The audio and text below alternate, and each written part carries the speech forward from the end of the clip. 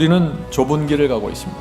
사탄은 그래서 어떻게 공격할까요? 우리를 어떻게 공격할까요? 잘난 척하는 사람을 보내고, 얄팍한 사람을 보내고, 이기적인 사람을 보내면서 막 내 마음을, 내 감정을 막 붙잡고 흔들어 대는 것입니다. 그게 사탄의 공격 방법이에요. 그런데 많은 사람들이 어떻게 돼요? 사탄이 사람을 보내면은 자꾸 그 사람을 얄밉게 보고, 미워하게 되고, 짜증나게 되고, 그 사람과 관계를 끊고 싶어 하게 되고, 이런 방법을 통해서 교회 공동체를 무너뜨려 가는 것입니다. 사탄의 공격 목표입니다. 성도 여러분, 사탄이 무엇을 노리는지 잘 아셔야 돼요. 오늘 누가복음 10장에 대한 말씀입니다. 내 이웃이 누구오니까 하는 제목이죠. 예수께서 말씀하신 이 사랑에 대해서 오늘 우리가 살펴보게 되겠습니다. 사랑은 교회에서 가장 많이 나누어지고 말씀이 되는 주제이지만은 어떤 면에서 볼 때 가장 소홀히 여겨지는 주제가 사랑이기도 합니다. 지금까지 살아오면서 제가 많은 분들이 이런 질문을 했습니다. 왜 나는 이웃을 내 몸처럼 사랑할 수 없습니까? 예배 잘 드리고 말씀을 날마다 읽는데 왜 내 삶이 이렇게 유치하고 무기력합니까? 이런 고민을 하는 분들이 많이 있습니다. 오늘 말씀을 통해서 이 문제에 대한 답을 좀 함께 살펴보도록 하겠습니다. 누가복음 10장 25절부터 27절 보겠습니다. 누가복음 10장 25절부터 27절. 어떤 율법사가 일어나 예수를 시험하여 가로되 선생님, 내가 무엇을 하여야 영생을 얻으리까? 예수께서 이르시되 율법에 무엇이라 기록되었으며 네가 어떻게 읽느냐? 대답하여 가로되 내 마음을 다하며 목숨을 다하며 힘을 다하며 뜻을 다하여 주 너희 하나님을 사랑하고 또한 내 이웃을 내 몸과 같이 사랑하라 하였나이다. 바리새인들도 율법사도 또 구약 성경도 다 사랑에 대해서 말하고 있었습니다. 구약 성경에는 사랑이 없고 신약 성경에만 사랑이 있다는 것은 잘못된 생각이죠. 그런데 오늘날 많은 분들이 이 말씀을 놓고서 또 항의를 합니다. 이런 항의를 합니다. 우리가 어떻게 그렇게 살 수 있습니까? 어떻게 우리가 마음을 다하며 목숨을 다하며 힘을 다하여 뜻을 다해 하나님을 사랑하고 이웃을 내 몸처럼 사랑할 수 있습니까? 그래서 오늘날 기독교회 안에 이런 사상이 가득 들어가 있는 것입니다. 율법을 지킬 수 없다, 사랑할 수 없다, 이런 말들이 너무나 쉽게 나오는 것입니다. 저는 그런 분들에게 좀 묻고 싶습니다. 정말 우리가 율법을 지킬 수 없다면 하나님께서 십계명을 왜 주셨습니까? 우리가 정말 사랑할 수 없다면 왜 주님께서 이웃을 내 몸처럼 사랑하라고 하셨습니까? 다 순종할 수 있으니까 주신 계명이죠. 그렇죠? 우리는 율법을 지킬 수 있다는 진리를 분명하게 선포해야 됩니다. 그러나 동시에 그 율법을 어떻게 지킬 수 있는지, 그 방법과 경험이 무엇인지 우리가 설명해야 되는 것이죠. 자, 누가복음 10장의 말씀을 계속해서 보겠습니다. 누가복음 10장 29절부터 37절까지 이어집니다. 예수께 여짜오되 그러면 내 이웃이 누구오니까? 지금 율법사가 예수님께 내 이웃이 그렇다면 누구입니까? 질문합니다. 왜 이웃을 물어봤을까요? 이 율법사가. 왜냐하면 유대인들의 이웃은 사마리아인이었고 이방인들이었습니다. 유대인들은, 이 율법사는 그 이방인들을, 사마리아인들을 전혀 사랑하지 않았죠. 사람 취급을 하지 않았습니다. 그러니까 이웃이 누구냐고 지금 예수님께 물어보는 거죠. 이럴 때 예수께서 대답하시는 것이 바로 이제 사마리아인의 비유입니다. 자, 30절부터 읽겠습니다. 예수께서 대답하여 가로되 어떤 사람이 예루살렘에서 여리고로 내려가다가 강도를 만나매 강도들이 그 옷을 벗기고 때려 거반 죽은 것을 버리고 갔더라. 자, 이거 한 사람이 지금 강도를 만나서 다 뺏기고 얻어맞아서 거의 죽게 되었습니다. 그때 세 사람이 그 앞을 지나가게 됩니다. 제사장이 지나가고 레위인이 지나가고 사마리아인이 지나갑니다. 자, 31절입니다. 마침 한 제사장이 그 길로 내려가다가 그를 보고, 쓰러져 있는 사람을 보고 피하여 지나가고, 자, 보았는데 피해서 지나갔습니다. 32절. 또 이와 같이 레위인도 그곳에 이르러 그를 보고 피하여 지나가되, 알면서 의도적으로 피해서 지나간다는 것이죠. 그 사람의 필요를 알았고 도와줘야 할 것을 알았는데 피해서 지나갔다는 것입니다. 33절. 어떤 사마리아인은 여행하는 중 거기 이르러 그를 보고 불쌍히 여겨. 자, 이웃을 사랑하는 첫 번째 단계 뭐예요? 불쌍히 여기는 마음입니다. 사랑이 무엇입니까? 불쌍히 여기는 마음에서 시작되는 것입니다. 자, 34절. 가까이 가서 기름과 포도주를 그 상처에 붓고 싸매고 자기 짐승에 태워 주막으로 데리고 가서 돌보아 주고. 자, 이웃사랑의 두 번째 단계 뭐예요? 진심입니다. 진심으로 돌봐주는 것입니다. 35절. 이튿날에 데나리온 둘을 주어 주막 주인에게 주며 가로되 이 사람을 돌보아 주라. 부비가 더 들면 내가 돌아올 때 갚으리라 하였으니. 36절. 네 의견에는 이 세 사람 중에 누가 강도 만난 자의 이웃이 되겠느냐. 자, 율법사에게 물어보는 거죠. 37절. 가로되 자비를 베푼 자니이다. 예수께서 이르시되 가서 너도 이와 같이 하라 하시니라. 사마리아인의 자비에는 지금 세 가지가 있습니다. 그렇죠? 첫째는 불쌍히 여기는 마음입니다. 마음에서 나오는 동정입니다. 이것이 사랑입니다. 둘째, 진심입니다. 진심으로 그 사람을 대했습니다. 진심으로 보살폈습니다. 셋째, 부드럽고 따뜻한 친절이었습니다. 예수께서 이 세 가지를 원하시는 것입니다. 우리에게. 자, 어떻게 하면 우리가 이 세 가지의 마음을 얻을 수 있을까요? 여러 가지로 말씀드릴 수 있지만 가지가 포도나무에 붙어 있어야 하는 것입니다. 주님께 계속해서 붙어 있고 생명을 받아야 합니다. 그래야 우리의 태도와 우리의 심령이, 우리의 마음이 풍요로워지고 동정이 흘러나오고 나눠주고 싶고 베풀어주고 싶은 것입니다.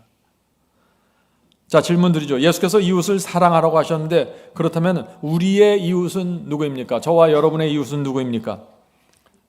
세 가지로 이웃이 정의될 수 있습니다. The Desire of Ages 497페이지입니다. 우리의 이웃은 우리의 도움이 요구되는 바로 그 사람이다. 이웃이 누구예요? 도움이 필요되는 사람입니다. 내 남편이 도움이 필요하면 내 남편이 내 이웃이 되는 것입니다. 도움이 필요되는 사람입니다. 두 번째, 원수에게 상처받아 죽게 된 영혼은 누구나 우리의 이웃이다. 사탄에게 공격을 받아서 영혼의 상처를 입은 사람들, 그들이 내 이웃이라는 것입니다. 그렇다면 우리가 누구를 도와줘야 되고 누구를 보살펴야 될지 이제 분명하게 나타나죠. 세 번째, 하나님의 소유인 모든 사람은 다 우리의 이웃이다. 성도 여러분, 결국 우리 교회의 교우들이 나의 이웃입니다. 왜냐하면 이 공동체 안에 도움이 필요한 사람들이 있고 원수에게 상처받아서 죽게 된 영혼들이 매주마다 있기 때문입니다. 이 공동체 안에 있는 우리 교우들이 나의 이웃입니다. 우리가 이렇게 생각하면 이 교회에 나올 때 이웃을 사랑하기 위해서 나오겠죠. 이웃을 돕기 위해서 나오는 것입니다. 자, 질문을 드립니다. 10계명의 첫째부터 넷째까지는 하나님께 대한 사랑이고, 여러분들 아시죠? 10계명의 왼쪽 돌비에 있는 첫째부터 넷째까지는 하나님께 대한 사랑과 충성입니다. 다섯째부터 열째까지 오른쪽에 있는 돌비에는 사람에 대한 사랑입니다. 둘 중 어느 것이 더 크고 중요합니까? 그 왼쪽 돌비와 오른쪽 돌비에 있는 계명 중 어느 것이 더 크고 중요하냐 하는 질문이죠. 어느 것이 더 큽니까? 둘 다 중요한 것이죠. 같습니다. 이것을 많은 사람들이 놓칩니다. 자, 이 말씀 보세요. The Desire of Ages 503페이지입니다. 우리가 형제들에게 나타나는 정신이 곧 우리가 하나님께 대하여 어떤 정신을 나타내고 있는가를 선언하는 것이다. 하나님께 대하여 우리가 어떤 정신을 나타내고 있는가, 내가 형제들에게 나타나고 있는 정신을 보면 안다 하는 것입니다. 깊이 둘이 하나로 연결되어 있다는 것이죠. 마음속에 하나님께 대한 사랑이 있을 때만 이웃에 대한 사랑이 솟아난다. 10계명은 모두 중요하다 하는 것입니다. 첫째부터 넷째까지만 중요한 게 아니라 우상을 섬기지 말라, 안식일을 기억하여 거룩하게 지키라는 계명을 철저하게 지켜야 되는 것처럼 서로 사랑하라는 인간에 대한 사랑에 대한 계명도 반드시 지켜야 된다는 것입니다. 그런데 많은 분들이 우상을 섬기지 말라, 여호와 외 다른 신을 섬기지 말라 하는 이 계명은 철저하게 지킵니다. 이 계명은 어떤 감정이나 충동적으로 지키지 않아요. 아주 엄격하게 지킵니다. 그런데 서로 사랑하라 하는 이 사랑에 대한 계명은 어떻게 돼요? 이건 느낌대로 지킵니다. 내가 기분 내키는 대로 지켜요. 내 기분이 좋아지면 사랑하고 감정적으로 자꾸 그렇게 지키는 것입니다. 그래서 내 속에서 이 두 돌비가 세워지질 않고 무너진다 하는 것입니다. 성도 여러분, 그래서 오늘 제가 이 말씀을 좀 드리려고 하는 것입니다. 우리가 서로 사랑하는 이 말씀을 어떤 마음으로 받아야 되는지 말이죠. 아무리 말씀을 읽고 높은 표준을 추구해도 형제 자매를 대하는 태도와 정신에 문제가 있으면 뭐예요? 하나님께 대한 사랑이 무너졌다 하는 것입니다. 우리가 이것을 솔직하게 인정해야만 서로 사랑하라는 그 주님의 말씀을 꼭 붙잡게 되는 것이에요. 자, 질문을 드립니다. 왜 형제 자매에 대한 사랑이 식어지고 봉사가 의무처럼 느껴지게 될까요? 포도나무에서 가지가 떨어졌다는 것입니다. 생명을 받지 못하는 것입니다. 말씀과 성령의 기름이 말랐습니다. 그래서 마른 뼈가 된 것입니다. 마른 뼈 아시죠, 여러분들? 이렇게 생명이 끊어지고 뼈가 말라가면 어떻게 돼요? 내 생각과 판단과 모든 것이 자꾸 이기적이 됩니다. 나도 모르게 말이죠. 자꾸 자기 중심으로 돌아가게 됩니다. 생명을 잃어버리면 그렇게 되는 것입니다. 그렇게 생명을 잃어버리면 어떻게 돼요? 선한 일을 해도 겉으로는 선하게 보이는데 그 속에는 자아가 있고 부패가 있습니다. 여러분들은 아마 이것을 경험적으로 잘 이해하실 것입니다. 오늘 우리 제목이 기초를 잘 다져야 사랑할 수 있다는 것이죠. 오늘 우리가 그래서 먼저 이 기초 공사를 좀 해보도록 하겠습니다. 기초 공사. 이 기초라는 말은 중요하지 않다는 말이 아니라 너무나 중요하다. 기초다 이거예요. 아주 기초고 근본이라는 것입니다. 그것을 잘 세워야만, 이 기초를 세워야만 서로 사랑하는 말씀으로 넘어갈 수 있다는 것이죠. 우리가 이웃을 내 몸처럼 사랑하려면 이 기초 공사가 되어 있어야 된다. 그러면 그 기초 공사가 무엇일까? 오늘 먼저 그것을 좀 살펴보려고 합니다. 제가 지금까지 미국에서 또 한국에 와서 30-40년 신앙을 하면서 이 승리의 복음을 붙잡고 살아오면서 여러 가지를 보고 또 제 스스로도 경험했습니다. 어떤 분들은 성공적으로 성장했습니다.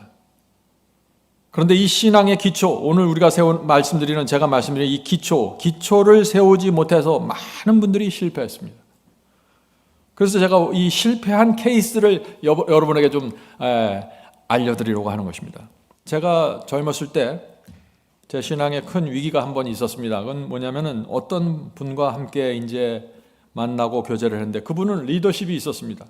사람들 앞에서 일하는 것을 아주 잘했고 좋아하셨습니다. 근데 약점이 있었습니다. 그분에게. 어떤 약점일까요? 사람마다 다 약점이 있죠. 이분에게도 약점이 있었어요.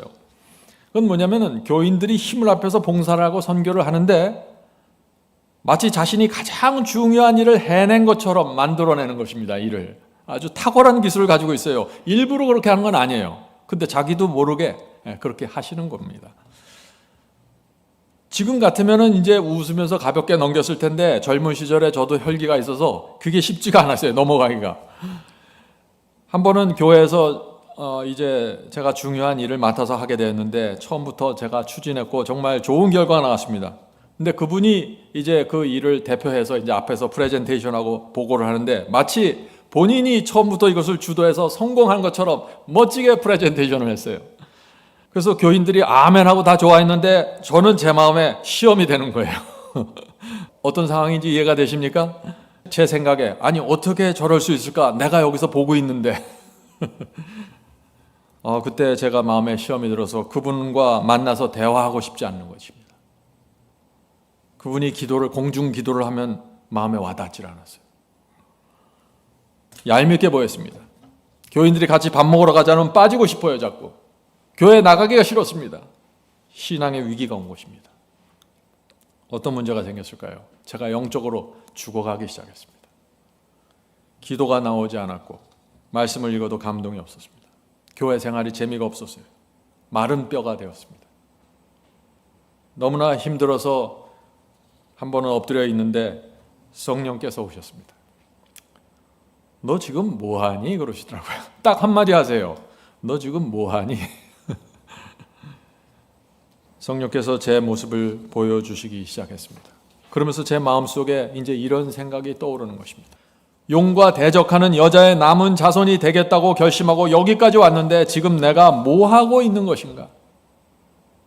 나 대신 그분이 사람들에게 칭찬받는 것이 뭐가 그렇게 대단한 시험이라고 이렇게 주저앉아 있는가? 이런 사소한 문제에 시달리면서 내가 어떻게 주님을 위해서 말씀을 전하겠는가? 눈물이 흘렀습니다. 참담했습니다. 너무 부끄러웠고 너무 못나고 유치하게 느껴졌어요. 그때 제가 이건 신앙이 아니라 인격이 참 많이 부족하구나, 제 기초공사가 너무나 취약하구나 하는 걸 깨달았습니다.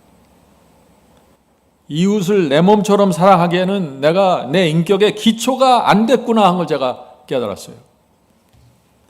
회개하게 되었고 그분을 향해서 새 마음을 달라고 기도했습니다.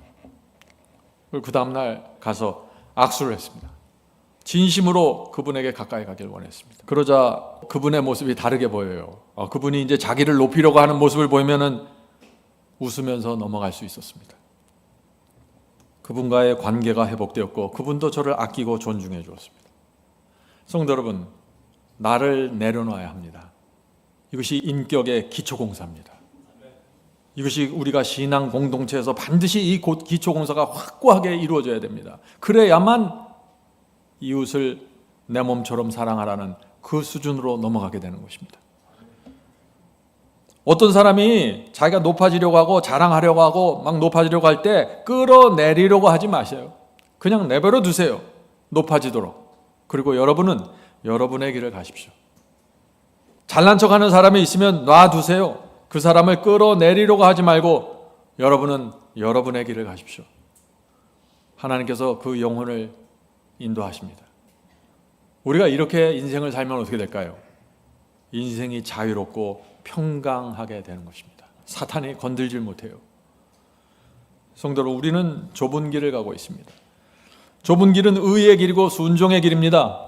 사탄은 그래서 이 좁은 길을 가는 충성스러운 백성들을 어떤 방법으로 해든지 쓰러뜨리려고 하고 공격하려고 하는 것입니다. 어떻게 공격할까요? 우리를 어떻게 공격할까요? 단순해요. 사람을 보내는 것입니다.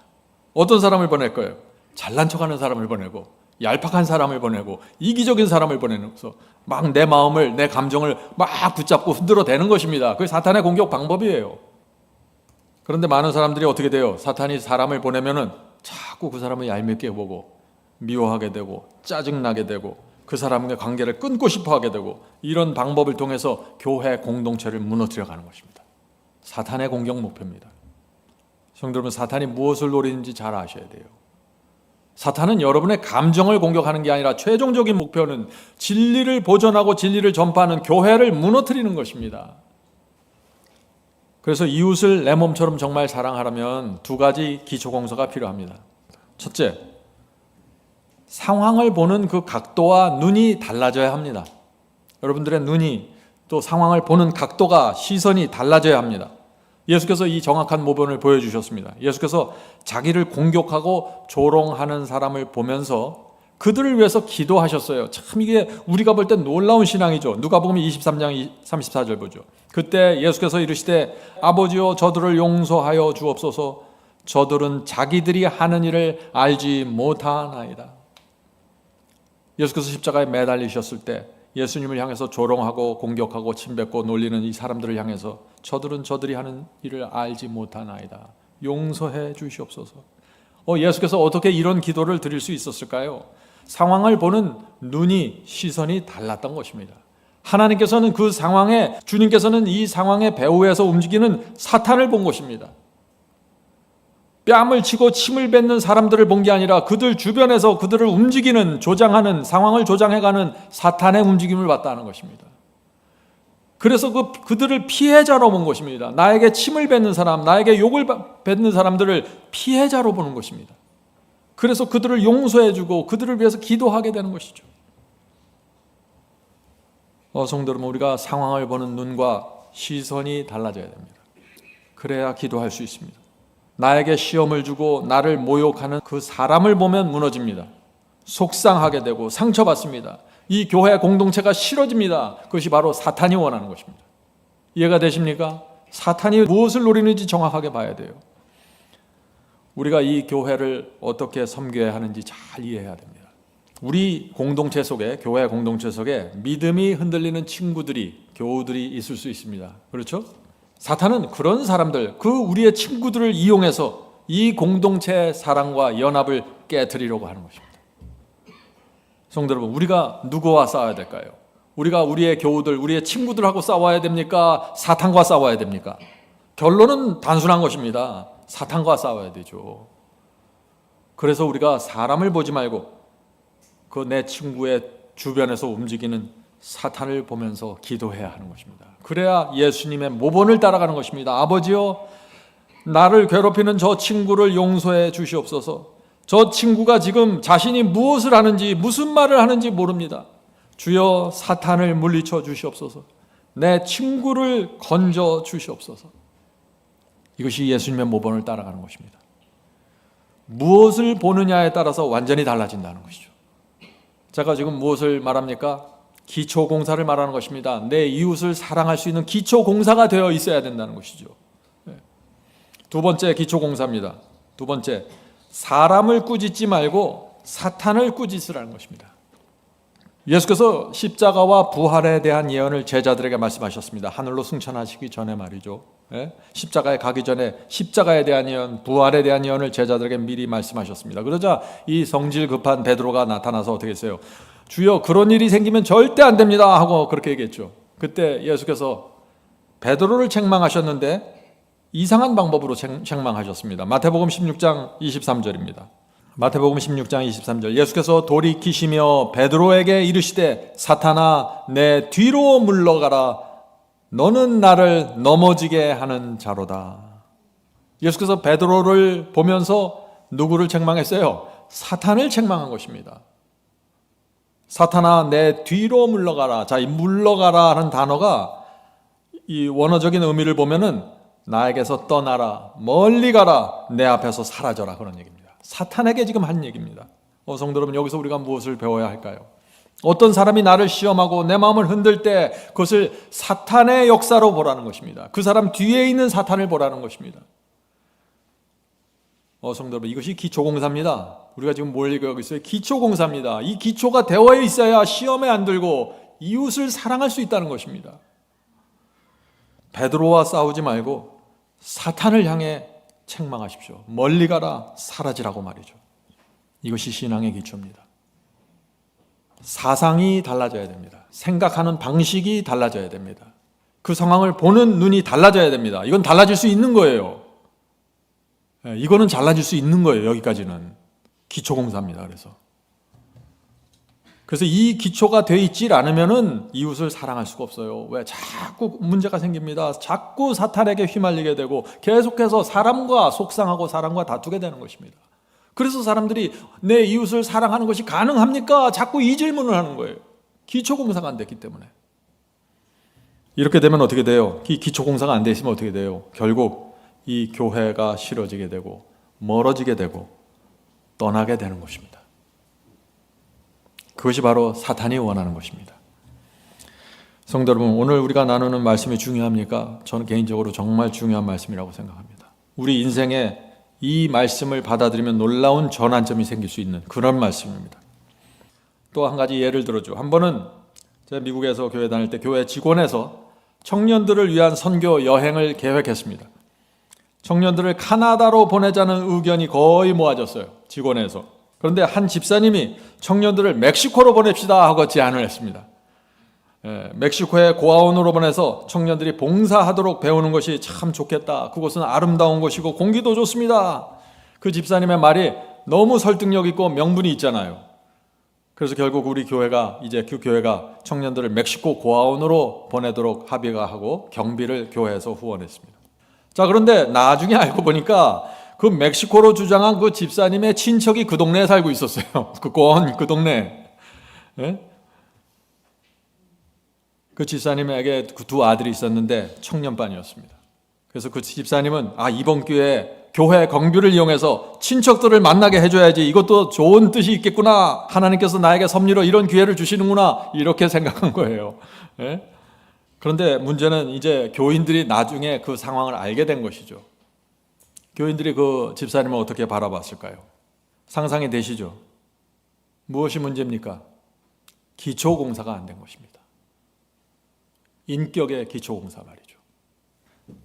무엇이 하나님을 위해 최선인가 생각하지 않고 내가 원하는 것이 무엇인가, 이번 기회에 무엇이 나에게 최선인가, 그걸 생각하고 저 의견을 내놓는 거예요. 기초공사가 문제입니다. 내 이웃을 내 몸처럼 사랑할 수 없게 되는 것입니다. 신앙의 기초공사라는 것은 내 말과 내 행동의 동기와 의도가 순결해지는 것입니다. 성령께서 내 양심을 살펴보시기 때문에 이게 가능한 것입니다. 동기와 의도가 목적이 순결하지 않으면요, 이웃을 내 몸처럼 사랑할 수 없습니다. 교회를 섬길 수도 없습니다. 성도 여러분, 사람들은 바보가 아닙니다. 다 알고 다 눈치챕니다. 사람들은 이기적인 사람을 금세 알아봐요. 내가 이기적이기 때문에 다른 사람이 이기적이면 금방 그게 눈에 들어오는 겁니다. 그것이 세상 사람들입니다. 세상 사람들의 모습이에요. 우리 교회에서, 이 교회 공동체에서 내가 이기적이고 얄팍한 모습으로 살아가면 어떻게 될까요? 교인들이 알게 되는 것입니다. 저절로 눈에 들어옵니다. 그렇게 되면 어떻게 돼요? 아름다운 관계가 무너지고 이 교회 안에서 내가 진정한 친구를 얻지 못하게 되고 외롭게 됩니다. 성도 여러분, 우리가 이 교회를 어떤 마음과 태도로 나와야 될까요? 기초공사를 단단히 해야 됩니다. 옛날 우리가 애굽에서 갖고 있던 그 옛 습관으로, 옛 생애로 나오면 안 됩니다. 성도 여러분, 인생의 지혜가 무엇입니까? 인생의 지혜, 저는 이렇게 생각해요. 내 것을 지키려고 하면 할수록 무너집니다. 다 내주면서 사는 것이 가장 큰 이익입니다. 사람과의 관계에서 이익을 추구하지 마세요. 우리가 내 것을 지키려고 하지 않고 내주고 이익을 추구하지 않으면 어떻게 될까요? 내 주변에 사람들이 모이고 친구들이 생깁니다. 이런 사람은 이웃을 내 몸처럼 사랑하는 그 신앙을 배울 수 있는 길로 들어서게 되는 것입니다. 오늘 제가 말씀드리는 것은 기초공사입니다. 이 기초공사 단단히 하고 넘어가자 하는 것입니다.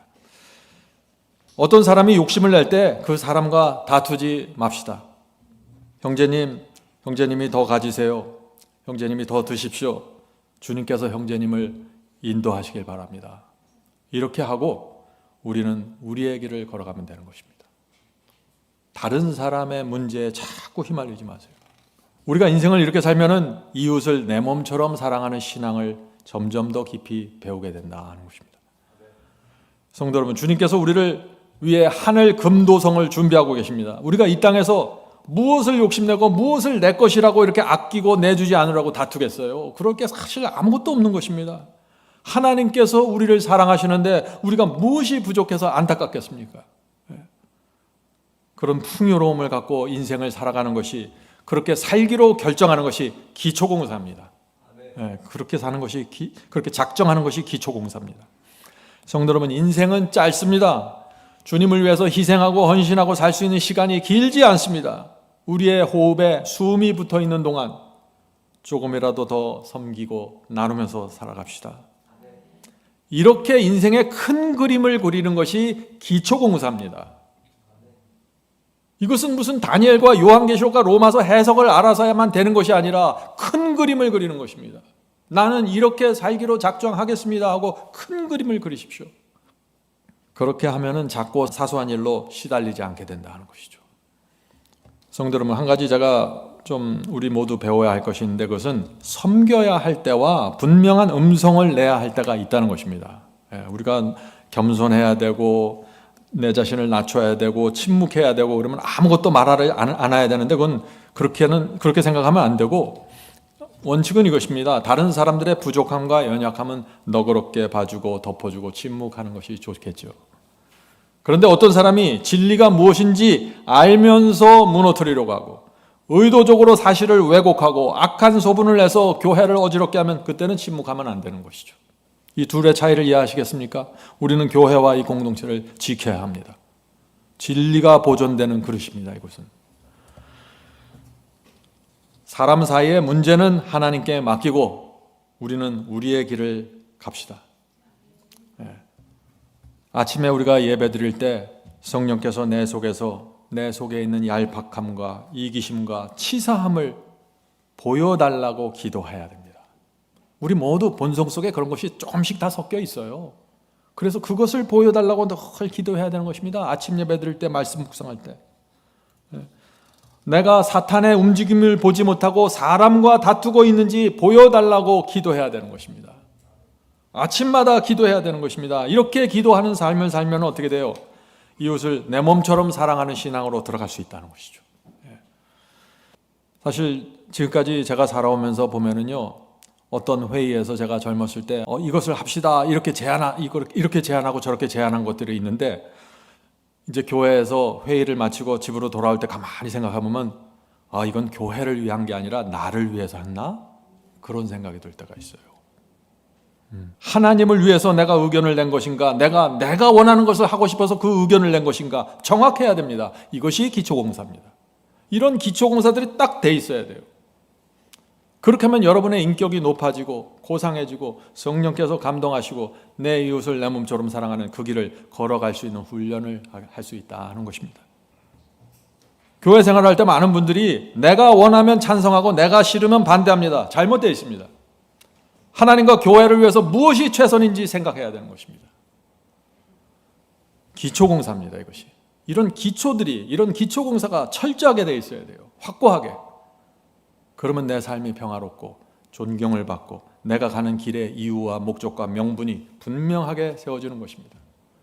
그런 사람들은 이웃을 내 몸처럼 사랑할 수 있는 길을 걸어가게 되는 것이죠. 성도 여러분, 우리의 자아는요, 우리도 모르게 멋지게 포장되어 있습니다. 그래서 내가 나한테 속아요. 많은 경우에 내가 나한테 속습니다. 사실 이 자아와 이기심과 이 교만을 있는 그대로 드러내는 사람은 거의 없어요. 대부분 다 포장을 하고 있는 것입니다. 그대로 드러내는 사람이 누구예요? 이런 것을 그대로 드러내는 사람들, 깡패들, 조폭들입니다. 자기 욕심 있으면 그대로 드러내죠. 욕심을 내고 그거 나한테 주십시오 하고 막 뺏어가죠. 그런데 대부분의 사람들은 그러지 않는다는 것이죠. 점잖기 때문에. 그래서 우리가 포장된 내 자아와 이기심을 보려면 말씀을 묵상해야 되는 것입니다. 말씀으로 내 양심을 씻고 하늘 성소에 올라가 기도해야 되는 것입니다. 그래야 내 자아가 포장이 벗겨지면서 보이는 것입니다. 내 속에 이런 것이 있었군요.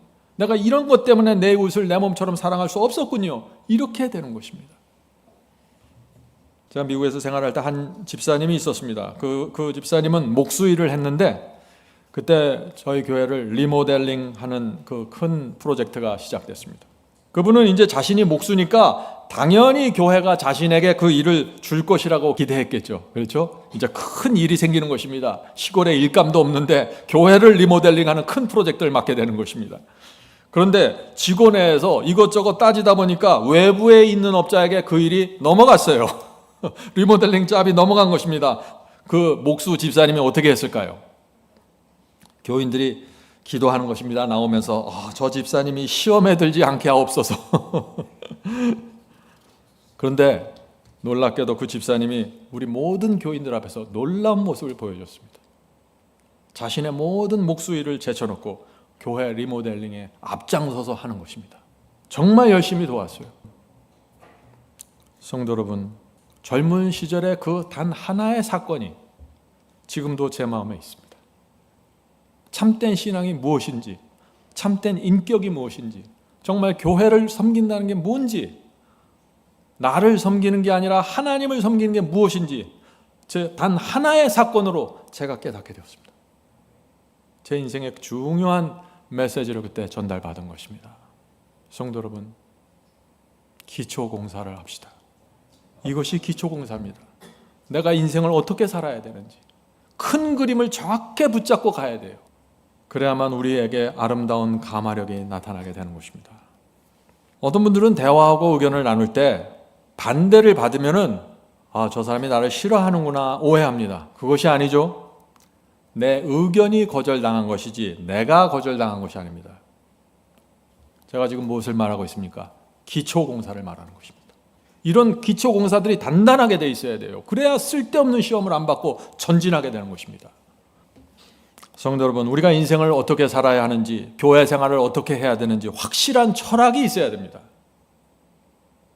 그래야 교회를 섬길 수 있고 하나님께 순전한 마음으로 영광 돌릴 수 있다는 것입니다. 이제 사랑에 대한 이야기가 드디어 나옵니다. Christ Object Lesson 본문 보겠습니다. 사랑은 경건의 기초이다. 사람이 말로는 아무리 공언한다고 할지라도 자기의 형제에 대하여 이기심 없는 사랑을 가지지 못하는 한 하나님께 대한 순전한 사랑을 가질 수 없다. 성도 여러분, 이런 말씀, 이기심 없는 사랑, 이런 말씀을 들어가려면요, 오늘 제가 앞에서 나눈 이 기초 공사가 단단하게 이루어지면서 이 말씀을 대해야 된다. 제가 그것을 말씀드리는 것입니다. 형제에 대한 이기심 없는 사랑이 무엇입니까? 나에게 잘해줄 때만 사랑하는 것이 아니라 잘해주거나 못해주거나 그 형제를 위해서 기도해 주는 것입니다. 네. 왜요? 사탄의 움직임을 보고 있는 거니까. 난 사람을 보는 것이 아니에요. 항상 사탄의 움직임을 보는 것입니다. 하나님의 뜻을 보고요. 그래서 그 사람에 대해서 이기심 없는 사랑을 가질 수 있는 것입니다. 자, 계속해서 읽어보죠. 그러나 우리는 다른 사람을 사랑하려고 애씀으로써만도 아니고 결코 이런 정신을 갖게 될 수 없다. 사랑은 애써서 갖는 것이 아니다 하는 것이죠. 필요한 것은 그리스도의 사랑이 우리 마음 가운데 있어야 한다. 자신이 그리스도에게 융화되는 때에는 사랑은 저절로 생겨난다. 그리스도의 품성의 완성은 다른 사람을 돕고자 하는 생각이 마음속에서 계속하여 일어나는 때, 하늘의 햇빛이 마음에 충만하고 얼굴에 나타날 때 성취된다. 참 아름다운 말씀이죠. 그리스도의 품성의 완성이 언제 된다고 그랬습니까? 그리스도께서 내 안에 계실 때입니다. 너희 안에 이 마음을 품으라. 그리스도의 마음을 품으라는 것이죠. 그리스도께서 내 안에 계실 때, 예수께서 내 안에 계시면 어떤 일이 생깁니까? 놀라운 일이 생기죠. 이런 일들이 내 마음에서 일어나면은 주께서 내 안에 계시는구나 생각할 수 있다는 것이죠. 다른 사람을 돕고자 하는 생각이 생깁니다. 복음을 전하고자 하는 충동이 생깁니다. 형제를 섬기고자 하는 생각이 올라옵니다. 참아주고 덮어주고자 하는 생각이 계속해서 일어납니다. 이것이 하나님께서 원하시는 성품의 완성이라고 지금 말하고 있는 것이에요. 예수께서 우리 안에 계실 때 이런 충동과 이런 자극과 이런 생각을 하면서 살게 된다는 것입니다. 자, 이제 오늘 말씀의 마지막으로 들어갑니다. 자, 질문 드리죠. 주께서 왜 사랑하라고 하셨을까요? 왜 서로 사랑하라고 하셨을까요? 주께서 서로 사랑하라고 명령하신 이유가 무엇입니까? 저는 오늘 이 질문에 대한 대답을 조금 다른 각도에서 하라고 합니다. 하나님과 사탄의 전쟁 때문에 서로 사랑하라고 하신 것입니다. 우리는 형제 자매입니다. 우리는 형제 자매라는 것이 뭐예요? 한 아버지를 갖고 있다는 뜻이죠. 우리는 한 아버지를 갖고 있습니다. 한 아버지를 의지하고 사는 것입니다. 그래서 우리가 한 교회에서 모여서 살고 있습니다. 그런 우리에게 주께서 이 명령을 하십니다. 요한복음 15장 12절. 내 계명은 곧 내가 너희를 사랑한 것 같이 너희도 사랑하라. 지금 예수께서는 저 바다 멀리 저쪽에 가서 선교사에서 사랑하라 그러지 않고 어떻게 했어요? 눈앞에 있는 형제를 너희가 서로 사랑하라. 눈앞에 있는 너희들이 서로 사랑하라 하는 것입니다. 눈앞에 있는 너희들이 서로 동정의 눈으로 바라보라. 눈앞에 있는 너희들이 어떻게 해서든지 도와주고 싶은 마음으로 대하라. 이것이 서로 사랑하라는 말입니다. 왜 그럴까요? 왜 예수께서 서로 사랑하라고 하셨을까요? 진리를 전파하고 사탄의 공격에서 이 교회를 보호하려면 서로 사랑해야 하는 것입니다. 서로 사랑하지 않으면 망하는 것입니다. 성도 여러분, 이 서로 사랑하라는 주님의 명령에는 하나님과 사탄의 전쟁이 깊이 담겨져 있다는 사실을 여러분들 잊지 마시길 바랍니다. 사탄이 이 초대교회를 맹렬하게 공격했습니다. 그때 바울이 로마 교회에 두 가지를 요구합니다. 로마서 12장 10절입니다. 형제를 사랑하여 서로 우애하고 존경하기를 서로 먼저 하며. 두 가지가 뭐예요? 우애하고 사랑하는 것입니다. 존경하는 것입니다. 존경은 상대방을 높이고 나를 낮추는 것입니다. 그것이 존경입니다. 우애는 무엇입니까? 우애는 피를 나눈, 같은 피를 나눈 형제끼리 아껴주는 것을 우애라고 합니다. 지금 바울이 로마 교회에게 이 두 가지를 요구하는 것입니다. 너희들이 이 두 가지를 붙잡고 있어야 로마 황제의 핍박과 사탄의 공격에서 견딜 수가 있어. 그래야만 너희가 진리를 보존할 수 있고 복음을 전파할 수 있는 거야. 지금 로마서의 기별이 그것이에요. 이 12장의 기별이.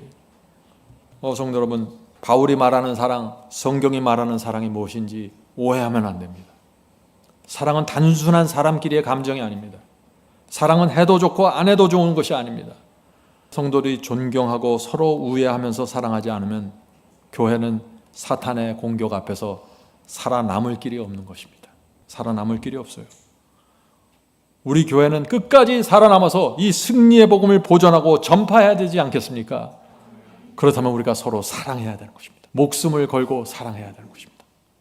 목숨을 걸고 진리를 보존하는 것처럼 목숨을 걸고 사랑해야 되는 것입니다. 그래야 이 교회가 지켜지는 것입니다. 이제 제가 질문할 때 한번 여러분들 대답하시길 바랍니다. 우리가 한 진리를 붙잡고 있습니까? 우리의 아버지는 하나님이십니까? 아멘 하십시오. 우리는 하나님의 자녀이고 형제입니까?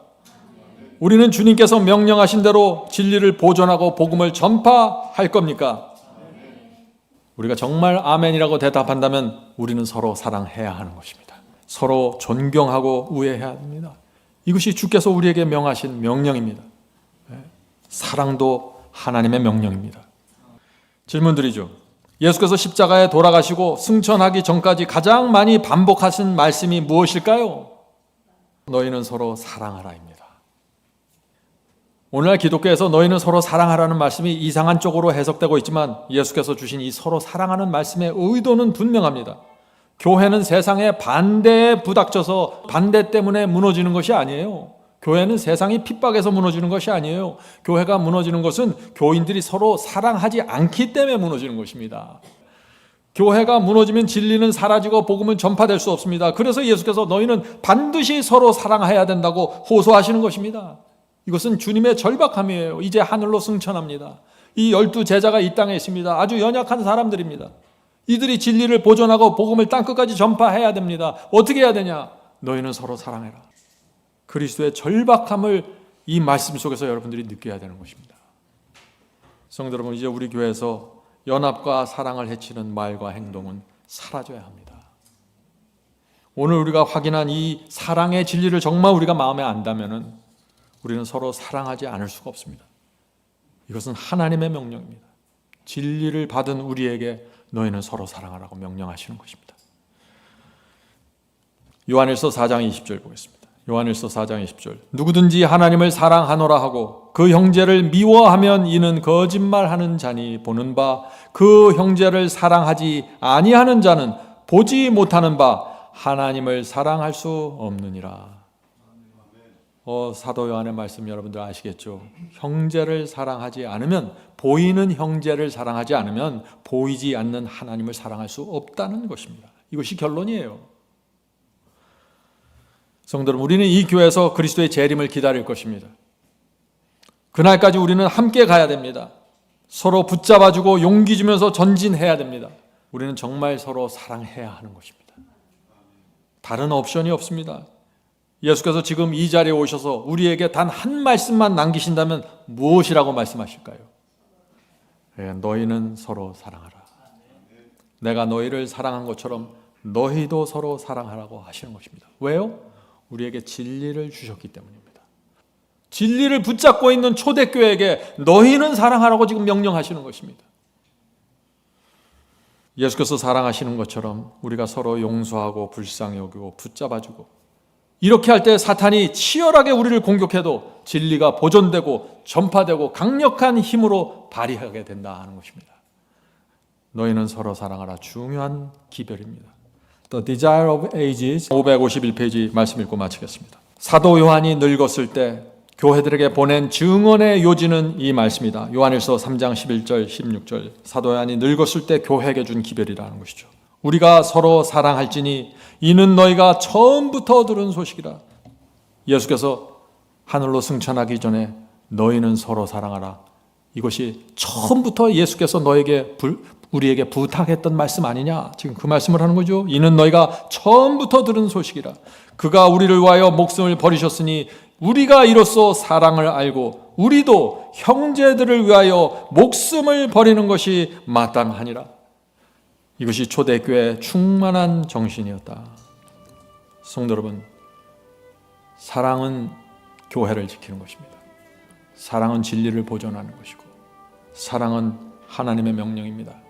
사랑을 통해서 교회가 지켜지는 것입니다.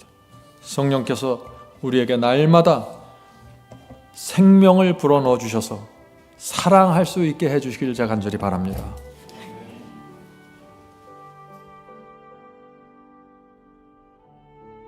하늘에 계신 저희들의 아버지, 오늘 말씀을 통해서 성령께서 저희 속에 들어오셔서 기초 공사를 맞춰 주시옵소서. 저희가 분명한 인생의 철학과 교회관과 하나님께 영광을 어떻게 돌리게 되는지 분명한 사상을 갖고 신앙을 할 수 있도록 도와주시옵소서. 적은 것에 사소한 것에 흔들리지 않도록 기초 공사가 필요합니다. 주요 사탄의 움직임을 보면서 상황을 판단하고 그 사람을 볼 수 있도록 눈을 열어 주시옵소서.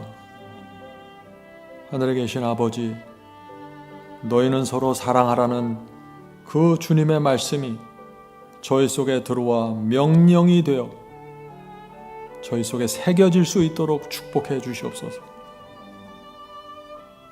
십계명에 있는 다른 계명들처럼 너희는 서로 사랑하라는 그 하나님의 말씀이 계명처럼 새겨질 수 있도록 도와주시옵소서. 하늘에 계신 아버지, 저희가 이 사랑에 대한 큰 오해와 잘못된 생각을 갖고 오랫동안 살아왔습니다.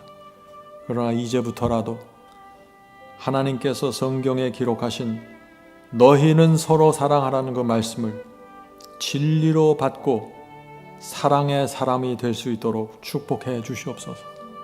이 교회에 모이서 예배드리는 성도들을 축복하시고 정말 이 승리의 복음으로 양육시켜 주시옵소서. 하늘에 계신 아버지, 저희 교회에 어려운 성도들이 있습니다. 친구들이 있습니다. 그들의 어려움을 보살펴 주시고 위로해 주시고 다시 일어나서 회복돼서 하나님께 영광 돌리고 기쁨으로 찬송할 수 있도록 도와주시옵소서. 이 모든 말씀 예수 그리스도의 이름으로 간절히 기도드립니다. 아멘.